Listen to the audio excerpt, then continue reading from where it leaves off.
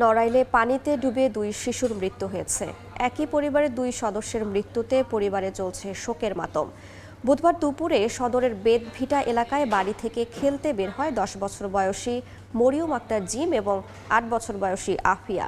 কিছুক্ষণ পর তাদের আর দেখা না পেয়ে স্বজনরা বিভিন্ন স্থানে খোঁজাখুঁজি শুরু করেন। প্রায় 2 ঘন্টা পর বাড়ির পাশের ঘের থেকে উদ্ধার হয় 2 শিশুর মরদেহ। সম্পর্কে ফুফু ভাতিজি জিম আফিয়া স্থানীয় হাফেজিয়া মহিলা মাদ্রাসার শিক্ষার্থী ছিল।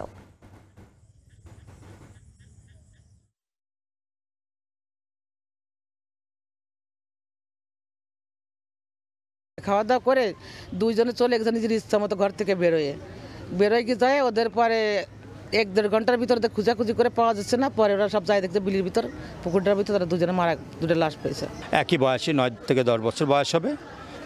পুকুরে যে ডুবে তো আসলে যে ঘটনা এটা মানে ভাষায় ব্যক্ত করা যায় না।